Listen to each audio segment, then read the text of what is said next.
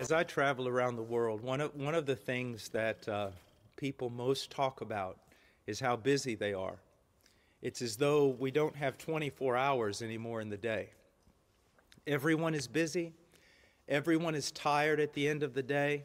We're all like a bunch of hamsters running in a wheel. Seem to not be getting anywhere, but we're all out of breath. This has a tremendous and terrible impact on our Christian life. There was a secular psychiatrist, I forget his name, and I don't often quote secular psychiatrists, but he said something like this. There is a saying in English that hurry is of the devil, and he said, no, that's not true. Hurry is the devil. And what he was trying to say was simply that it's one of the things that is most doing damage to the individual, our society, our culture, and I would submit to you it's doing a great deal of damage to the church. There are so many things calling for our attention. And now that we have this explosion of the internet with Twitter and Facebook and websites and such an overload of information, we have less time than ever. Less time than ever. And because people, now don't be offended, but because people are very egocentric and everyone wants to be a movie star, everyone now has their own Facebook page and their own Twitter account, and they're announcing to the world everything that they're doing, everything they are, and everything they believe. Now, some of that, I suppose, could be good, but a lot of it's just a waste of time. Now, the question is, since everyone is so busy, what can we do to affect this problem? Well, first of all, we need to realize something, that we are not called by God to do everything. We are called by God to do His will. So, if we're going to order our life, we must know what God's will is, and that is found in the Scriptures. You know, it seems like every question someone has, the answer is always this: go back into the Scriptures, read the Word, and find out what He has to say. But the way I handle all of this, because it also affects me, is I set priorities. Hopefully they're not my priorities, but they're God's priority. What is my number one priority every day? Number one priority. I would have to say it is meeting with God. Spending time in the Word and spending time in prayer, because it impacts my entire life. If I don't do it, I'm disobedient. And if I don't do it, I'm no good to anyone. Do you know Martin Luther said? He said one time, he goes, I am so busy today that if I do not pray 3 hours, I'm never going to get everything done.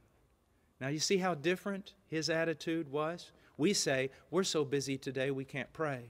He said he was so busy he had to pray so that God would give him help and order his day and help him to get everything done. So the first thing is meeting with God in His Word and in prayer.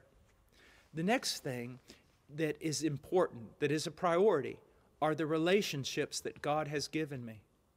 My highest relationship on this planet is with a woman, my wife. I must make sure that I'm fulfilling my duties, relational duties, friendship, communication with my wife. After that, my greatest and most important task as a father, and especially since we homeschool, is to pour my life into my children. Now, obviously, I also have to work. I work in a mission. I have a job that requires at a minimum 8 hours a day, and usually it's sometimes twice that. And so when I go to work, I work hard. I don't play around. I don't get in a lot of conversations. I work. Why? In order to get my job done so I can get back to other priorities, which are always relational. My relationship with God, my relationship with my family, my relationship with my brothers and sisters in Christ, and then my relationship with people who need Jesus Christ. I think it will really help most people if they would put meeting with God first and then put their relationships, the relationships that God has given them, following that. Then, of course, their work that they must do in order to sustain themselves and their family, And if there's no time left, then instead of cutting out time with God, cut out your Facebook, cut out your Twitter account, cut out being on the web all the time, or on the telephone all the time, or texting all the time. Those things simply are not necessary. They simply are not. Here's something that I would like you to think about. God created us for a relationship with Him, but also horizontal relationships with others. On the day that I am about to die, and I'm laying on my deathbed, I will have many regrets if I have neglected the relationships that God has given me, especially with family and brothers and sisters in Christ. I don't think I'm going to be very, very sad if I was not able to do Twitter or was not able to maintain a Facebook page.